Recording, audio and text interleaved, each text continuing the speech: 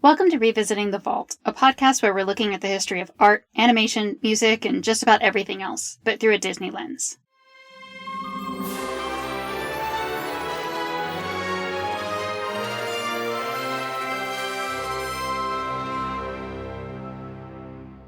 This movie is 100% recommend from me. Yeah. And this is the first one in this whole podcast that has been a 100% recommend for me. I mean, Bambi is up there, but I think it's one of those where it's like, how old is your kid? Can they handle it? Right. Is it a little bit scary?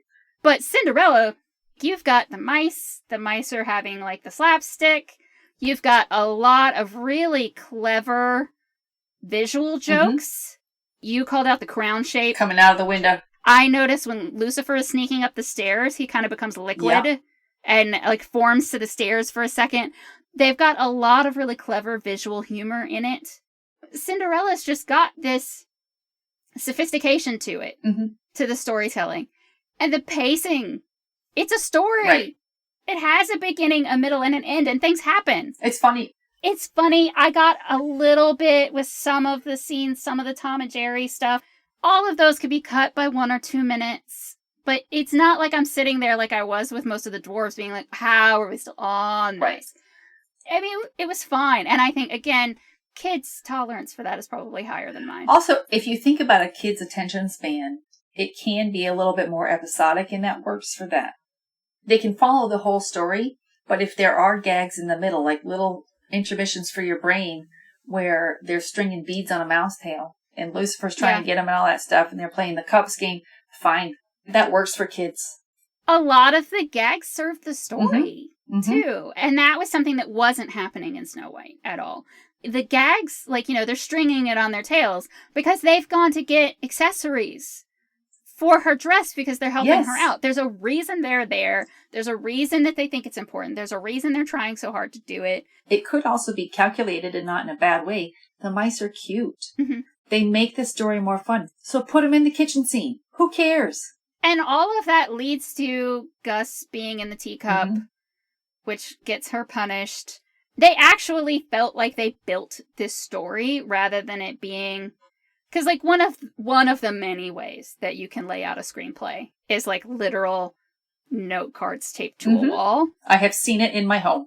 Right, exactly. Snow White felt like all of the different animators got together and wrote a couple note cards, and then they pasted it up on the wall, and they didn't think. Cinderella feels like they put the note cards up and then moved them around and then reread it and then made them flow. One scene goes into the next. This is here because it's going to establish this thing. Even something as simple as the Sing Sweet Nightingale bit. Yeah. Where we see that her stepsisters are truly awful at everything. And they are singing so terribly. But Lady Tremaine is going to make them keep practicing. Because she needs them to be ladies so that her plan will work. And then you go down to Cinderella, who is scrubbing the floor, which she has to scrub because Gus got in the teacup. But she's scrubbing the floor, and she's singing because she can hear it. And her song is beautiful. Right. Not only is her song beautiful, I loved the animation in this. And the music in it. She's harmonizing with the Cinderellas who are in the bubbles. And I read something where someone was claiming that this was one of the very first uses of double tracking to let someone harmonize with themselves. That's a question mark. Yeah, it's something we can look up, but it worked. It worked. It was beautiful. It was very well done. Like, I'm a big Eileen Woods fan now because of that. And also there's a little Easter egg there. The bubbles make a Mickey. Oh, they have a hidden Mickey. There's a big bubble and then there are the ears. And Cinderella is reflected in all of them. And I loved that whole scene. I loved the whole effect because you can kind of see the 4-part harmony that you're hearing. I'm here for this. This is the kind of cleverness. That's another thing. It's the kind of cleverness that is not in Snow White. This is the movie where you're seeing Disney become Disney. Yep. Where you're seeing the culmination of these things that whenever we're pulling out something where we're saying, like, well, they did this part really well and they did this thing. This is where it's just all a package. Yeah. And it's all there. I think the music really hits. The Cinderella and the Princess love song is kind of, okay, sure. Yeah. That's the weakest one, I think. It's fine.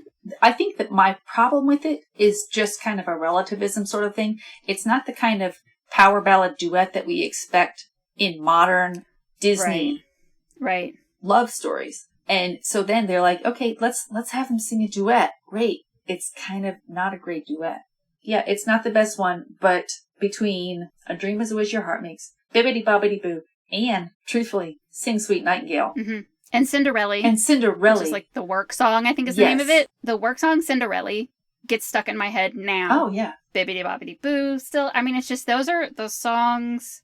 It's a heavy hitter on that soundtrack. It is. And again, that's why this is kind of the first soundtrack that was like, oh, that's a movie soundtrack. I will say, of our viewing notes, we do not need to go through this entire movie because we will be here till next March.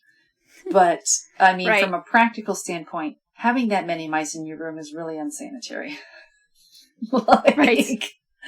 And the birds. The birds helping you make your bed. Nope. And we both had a moment where we were like, why are the birds wearing hats? Yeah. And it just turns out that Cinderella's so bored, she's making clothes for all of the animals. Mm-hmm. Okay. Fine, whatever.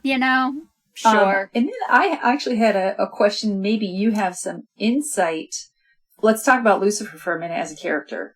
I had a note somewhere where I was like, is this a cat-hating propaganda movie? Yeah, it was funny. But I said, my very first notes about Lucifer was, isn't it just like a damn cat to turn its back when called? Everybody knows that story about a cat that's like, come here, kitty, kitty, and the cat turns around and walks away.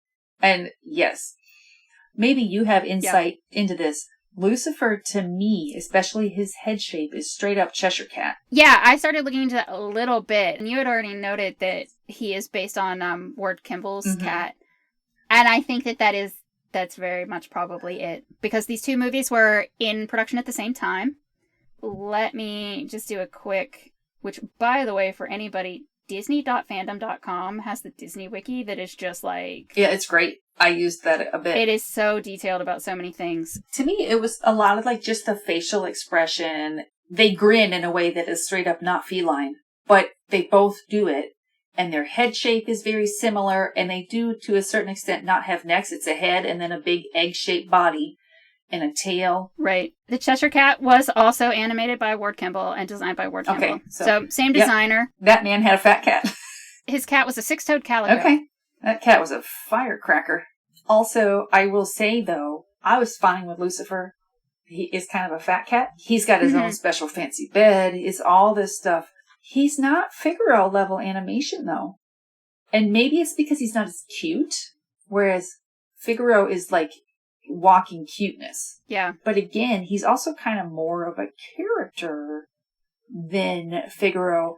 Right. But he's an antagonist. Yeah, maybe he shouldn't be cute. Maybe we're not at the point where evil can be cute. I think we're definitely not. Our evil stepsisters and Lady Tremaine have the hooked noses. Let's just go there with the stepsisters for a minute. That's the thing for me is that, the bad guys are ugly. And does it go the other way, though? Are all the ugly people bad guys, or is it just the bad guys are always ugly? Yeah. You've got, the Grand Duke and the King, who are sort of caricatures that are not, sort of traditionally attractive, but men have always been allowed to be like that, especially older men.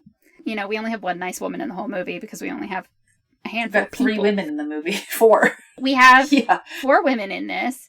I think Lady Tremaine, while she has a whole lot of villain look stuff that's done to her, I don't think that it's as exaggerated as her daughter. Right. She just kind of has severe features. She's given a regalness. Yeah, she's more refined. Although I did point out that her bedroom is purple and green when you first see it, and that's some straight-up villain colors, especially because it becomes Maleficent's colors. Lady Tremaine has other ways that they make her villainous without just making her straight-up ugly, but she isn't meant to look attractive. She's meant to look like somebody who used to be attractive, I think. Right. But her daughters, they go out of their way. Oh, gosh, they have gigantic feet. They have really annoying voices. They have very coarse features. Their faces are drawn in a way because they give them jowls, and it makes them look old. And that's another thing, I kind of feel like I'm just constantly plugging the 2015 live action one, but Cate Blanchett was Lady Tremaine in this. And you can't make that woman unattractive. Right. You could cover her in warts, and she would still be something else. Yeah. This is not a comparison of the two movies. That's not the point of this episode. But in that case, it really kind of depends on the strength of her acting to convey how, whereas Eleanor Audley. Whereas, she gets the job done with her voice And then with the help of the animation, Cate Blanchett, she does it all with the acting. You know, I just watched Ever After last night. One of the reasons that I love Ever After so much is that they make sure that you get more motivation from the stepmother. Yes. It's the same in the live action. You know, Angelica Houston, again, her features are sharp, but she is regal and she is refined. And that's what she's giving. One of the other reasons I do love Ever After is because the stepsisters are actually beautiful. Same with the live action one. They are pretty, but they are spoiled little bitches. I do find it interesting that a lot of adaptations have tried to make at least one of the stepsisters better. Part of what they do when they make one of them better and they make one of them not so bad is they actually expose more of the issues with the stepmother. Like, it's not purely just being jealous of Cinderella. It is very much like status, social climbing. Though in Ever After, they really give her an undercurrent of grief that it's just barely, like, it's just a little tiny thread. But Angelica Houston plays it for all it's worth. That adaptation, I think Linda Holmes says something about how it's not as much of a fairy tale as it is as Cinderella by way of rom-com. And I'm like, it is. Yeah. For me, for the live action one, Cate Blanchett all but says, or Lady Tremaine all but says, listen, I'm not going to let my girls have the rough go I've had. I married for love. It didn't work out. I'm going to set these girls up. And her motivation is really clear. And honestly, she is bad. Don't get me wrong. She's not a caricature of bad, though. And her motivation it's also pure. The core of Lady Tremaine's character is that she will cut a bitch if she needs to. Yes. Like, she is bad. I'm waiting for the day that there's a whole detailed backstory invented for her for how she ended up this way. Disney's working on it. They've already made the Maleficent movie and the Cruella de Vil movie. Like, they're going to get to Lady Tremaine one day. And again, this is an hour and 15-minute long animated movie. We don't need to know their entire life histories and what made them who they are. When you come back to it, it's an hour long. There's a lot of things. There's a lot of places in it where things in the plot, in the character, in the backstory, you could say that they're sketches. But there's the skeleton.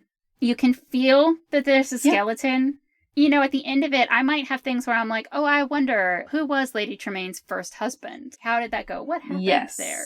Question mark. Is she, she's Lady Tremaine. What rank does she really have? Because, like, again, in Ever After, she's the Baroness.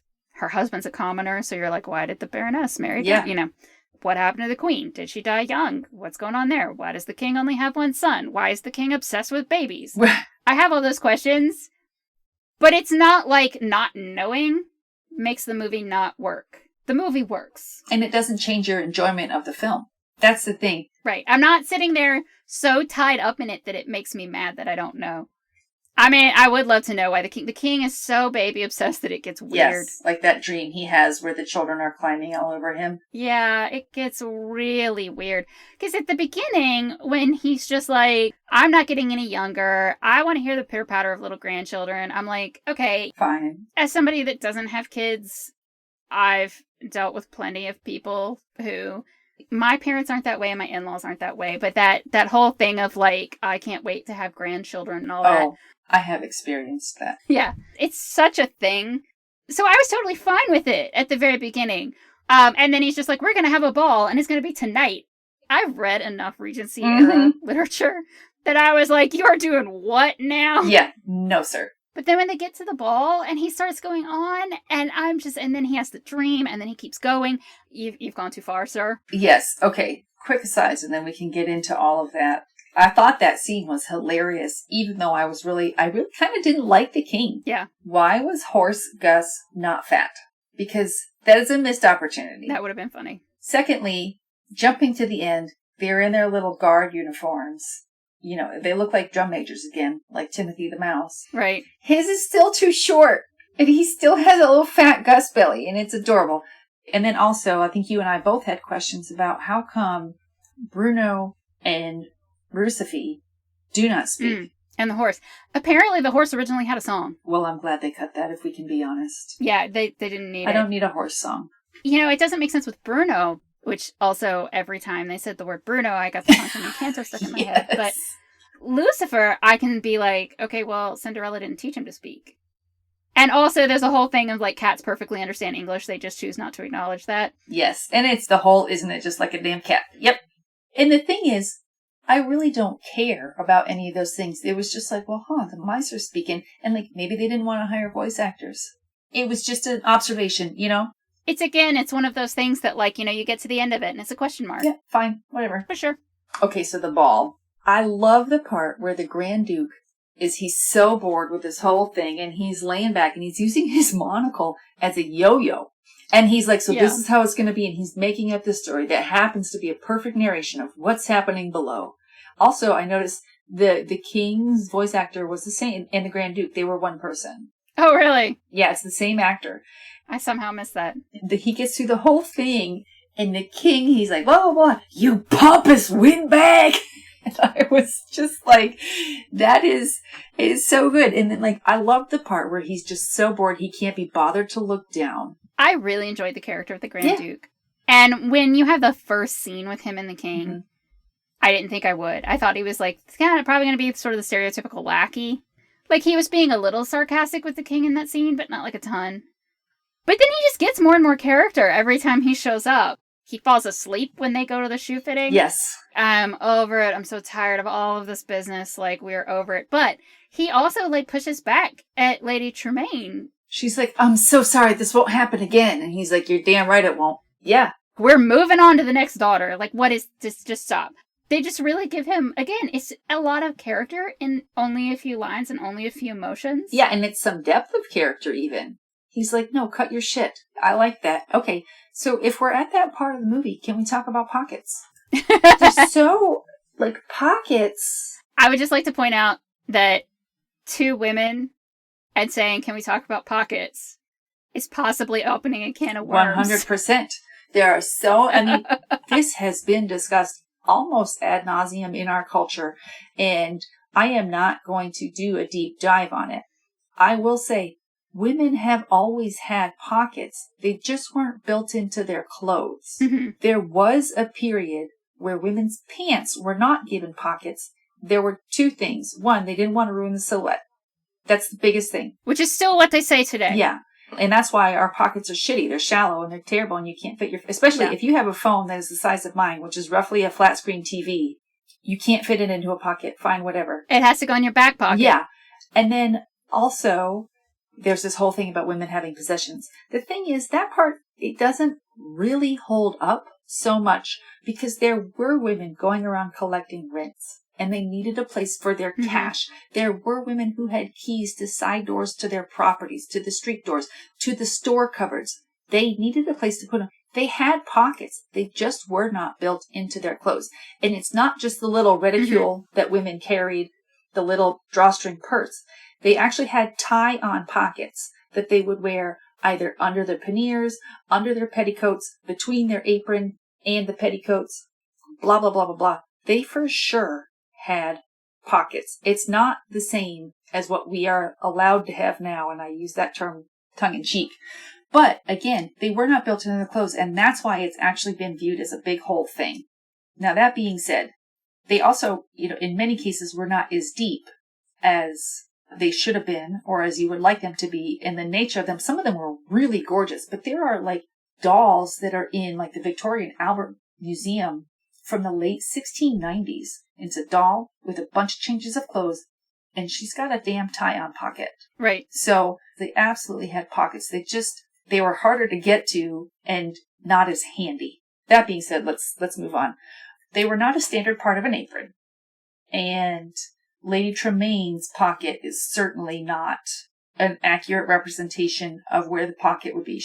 It's for sure not on the outside of her dress. And Cinderella would have a hell of a time hiding a shoe in a pocket. Right? Like, come on. I don't even know where she brought that out I know. from. It's like, where were you keeping that shoe, Cinderella? Because... Did you have it in a backpack that we didn't notice? Where on your person? Were you carrying... Was it strapped to your thigh? What's happening? It's a magic shoe. It was... Yeah, it poofs in and out of existence when you need it. Especially if you consider the silhouette of her dress, and it is a glass slipper. those are not flexible. It doesn't even collapse down like a ballet slipper might. Like, I could see putting a ballet slipper in your pocket. This is a glass high-heeled shoe. One of the things that I noticed when I was watching Ever After is that she has the glass slippers in that one have glass heels, and then they have glass beads on a leather top. When the prince pulls it out in the last scene, he's had it like stuffed in one of the things on his shirt because, you know, men had a million places to stuff things. They had pockets. And so he pulls it out and it's squashed all to hell. Yes. Just, it makes me laugh looking at it. Well, and I did read that it's possible that part of the problem was a mistranslation, that the word for fur is, the way you say it in French is also said extremely similar to the word for glass. Okay. They're both like verre. And so that's a theory. That, like, the reason we think of it as a glass slipper instead of a fur shoe is because of a mistranslation. You know, that changes the story dramatically. Yes. The fairy godmother's like, we need more mice because I got to make you some fur shoes. The design of the glass slipper in this version of Cinderella has always been my least favorite. Because it is very much, it looks and feels exactly like a Barbie shoe. That's exactly what I was going to say. It is a Barbie shoe. And anyone that grew up playing with Barbies knows that Barbie shoes barely fit Barbie feet. Right. They barely stay on Barbie feet. And right. Barbie's feet are permanently molded to be in high heels. Yes, all of the above. I did read something that pointed out that she actually also loses a shoe walking up the stairs to bring everybody her breakfast. Yes, I saw that too. She's got something about shoes. Maybe she's got one funny foot. Maybe one foot is smaller than the other or something. But she doesn't have toes on that side. I did not remember that Lady Tremaine trips the guy to shatter the slipper. Yeah. That she's willing to go that far. Granted, whoever this little footman is at this point, you know, he doesn't have a name or a character or a voice actor. No. But did he know that he was intentionally tripped and could point the finger at her for that? I don't know. Right. But if he could, she would be in a lot of trouble. Yeah, she'd be guilty of something. And that's one time where she's just being a bitch for the sake of being a bitch. Because it's over for her kids. That is very much I can't let Cinderella have anything. Yeah, maybe I can't win, but neither can you. Honestly, that one scene is the one part of this movie where, you know, there's always like somebody who is kind of, for lack of a better way to put it, kind of the idiot. Mm-hmm. And that's the one scene, like the Grand Duke is nobody's fool. The King is really nobody's fool.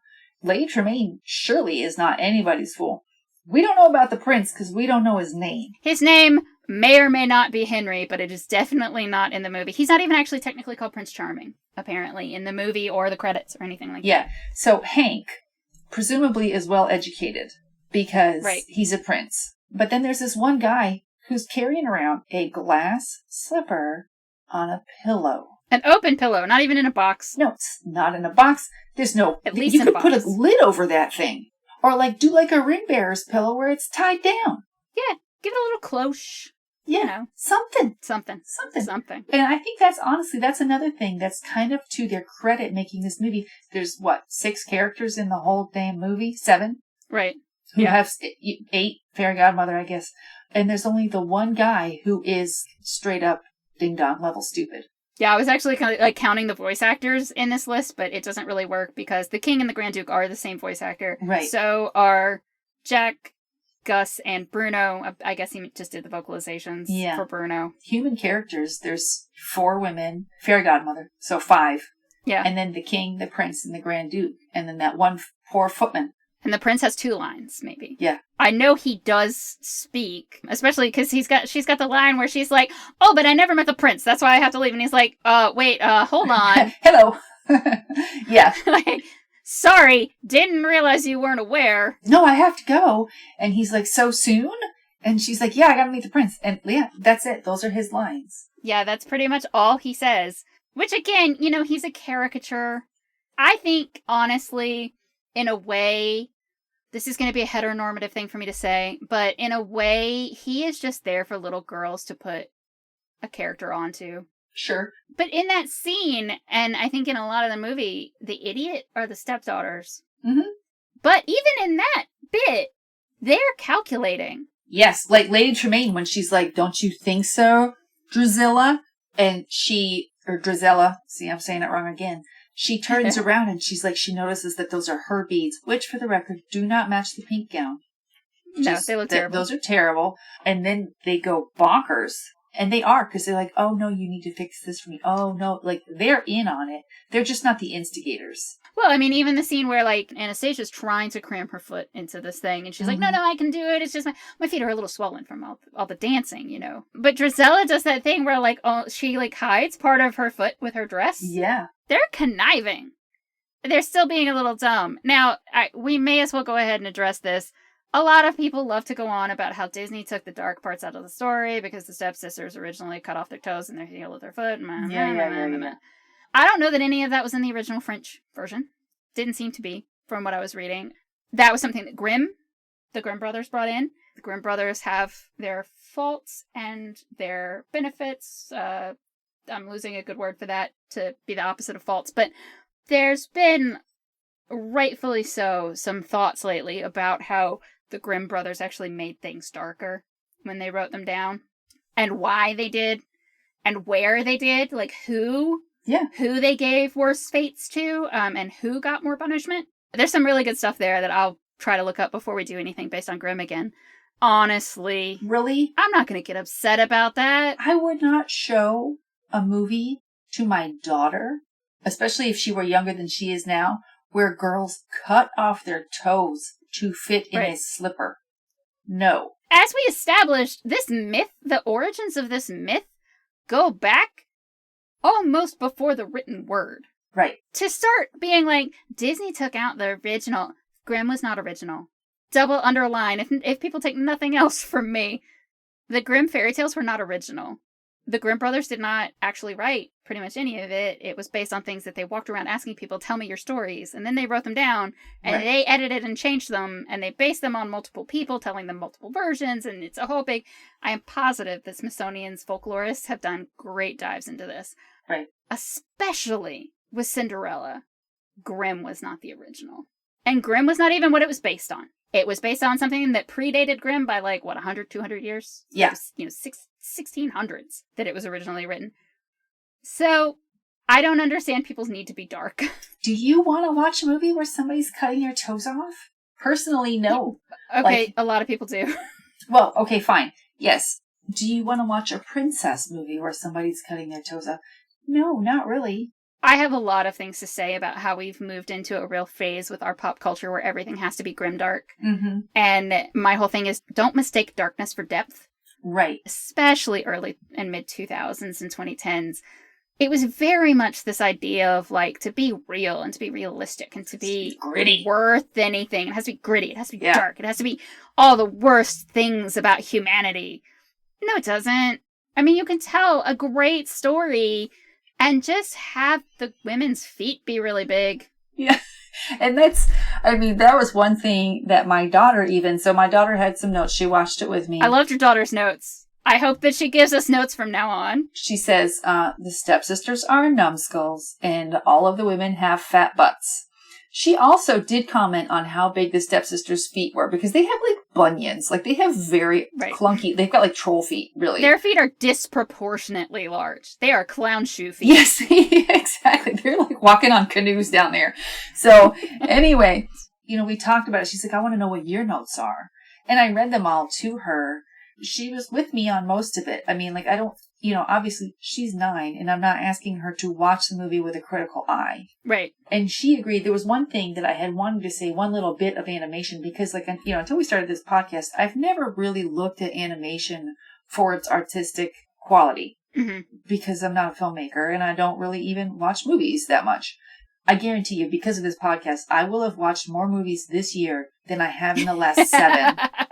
Minimum. Possibly 10. That being said, in the chase scene from the castle, so everything has gone back to its original pumpkin mouse horse state.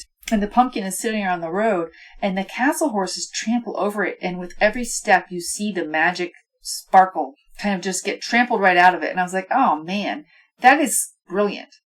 She's going back to her life, and you see it just squished. I always go on, because people will ask about, well, going to film school and learning how to make movies, doesn't that ruin movies for you? And I'm like, no, it doesn't. It makes me more angry at bad movies. But generally, my feeling is that what that does is it gives you more vocabulary. I was just going to say, it gives you the vocabulary to understand it and discuss it better. Yeah. And it also makes you more, you just notice those things in a conscious way rather than an unconscious way. Right. So my hunch is that both of us watching this when we were kids, Ingrid watching this, we probably saw that. We felt what it meant. Mm-hmm. That's a whole long tangent. Let's get back on track here. Cinderella, 1950. Mm-hmm. We're getting into, like I said before, we're getting into like that first golden age of Disney. We're getting into the movies that made our generation, because these are the ones that came out on VHS when we were young. Mm-hmm. These are the ones that people remember. These are going to be the ones that people are going to have the fondest memories of, where they're going to want to fight us the most if we say something's bad. Cinderella stands out to me because it doesn't have that objectionable stuff in it where I'm like, it might have been the time. But the worst thing is leaving the sewing to the women. Yeah. That's the worst thing I can think of that they say in it that's really overt. And in the end, one of the boy mice is helping them sew anyway. Yes, he's on the inside, right? Is that the right, part? Right. Yeah. They're passing the needle back and forth with one of them on the inside, one on the Yes. outside.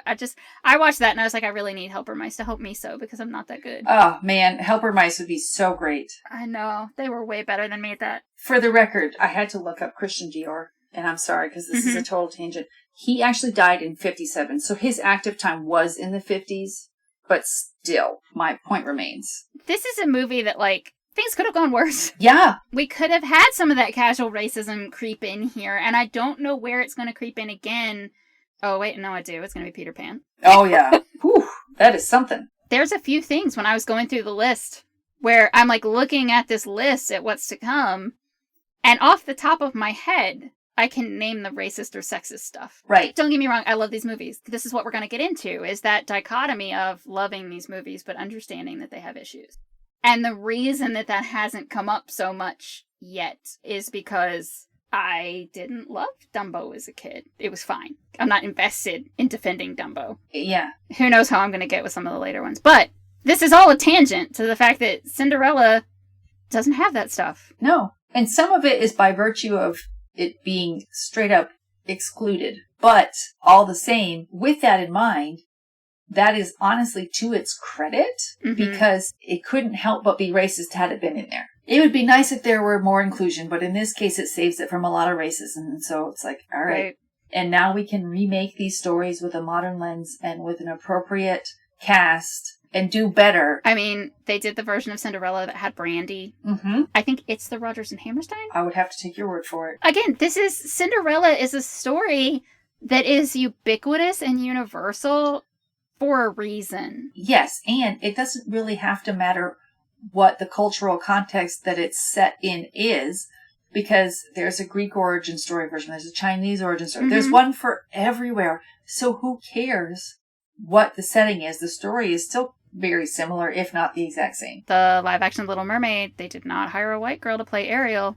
The internet exploded. Yeah, they got real mad. The internet is wrong. Yeah. Weird.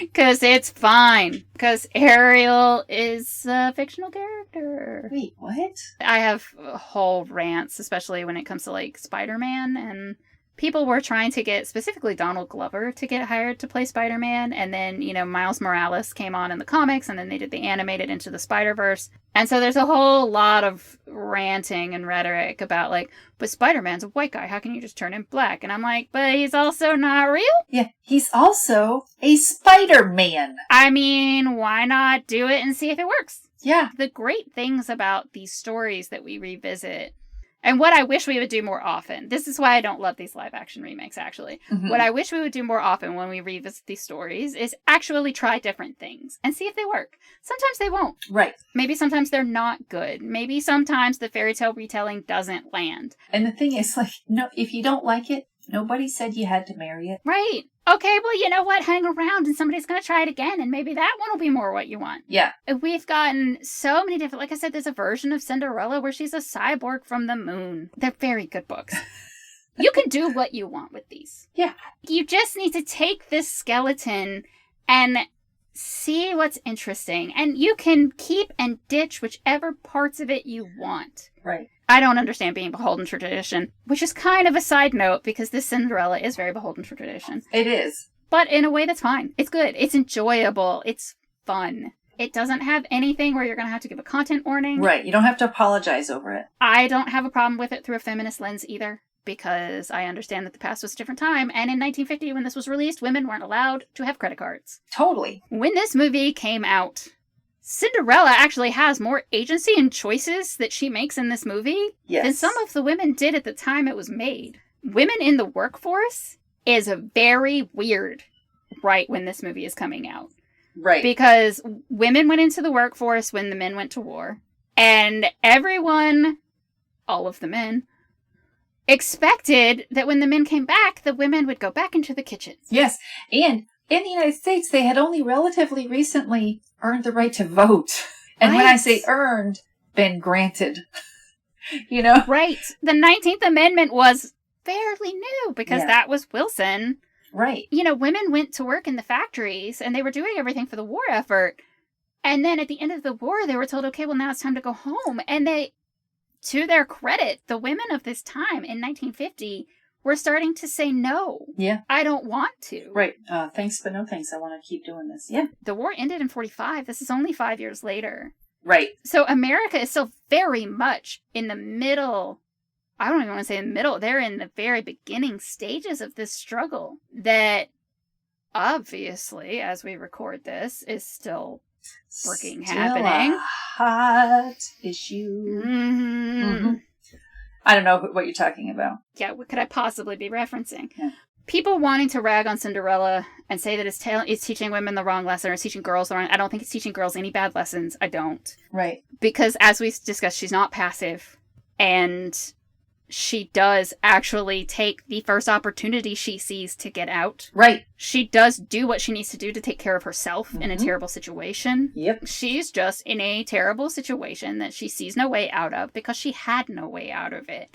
And that's not unrealistic even now. Right. I mean, for me, it is a recommend. I mean, if you have children, I guess you just want to make sure that... I'm trying to figure out how to make this sentence gender neutral. And I'm not quite sure how because it's something that's steeped in the sexist tropes of the 50s. But just make sure they understand that, like, you're not going to fall in love with a guy in one night and actually live happily ever after, probably. Probably. Like, just, if you do fall in love in one night, just wait a while to get married to be sure. Give it 6 years. Yeah.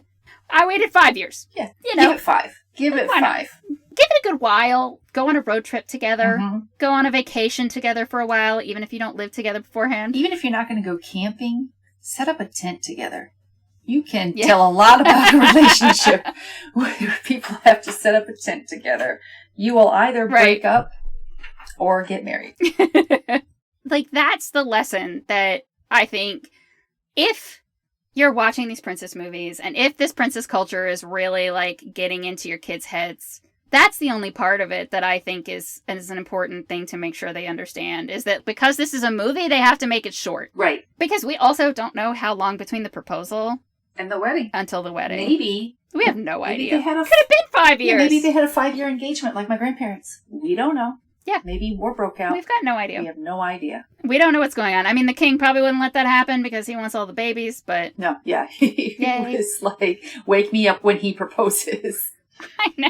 Anywho. So, recommend. Yeah, recommend. You know, and Alice in Wonderland. We'll see. We'll see how that one goes. And Alice in Wonderland, we'll see. Truthfully, I have never watched this movie. I can recognize Alice. Alice in Wonderland is another one of the... It's not like a folklore myth. Right. The way that Cinderella is, but it is one that, like, just... It has such an impact in so many ways. There's been so many adaptations. There's been so many ways to look at it. So that's going to be interesting to see sort of where it lands, what it feels like. Whether or not there are racist mushrooms. We don't know. We don't know. There probably are. Stay tuned.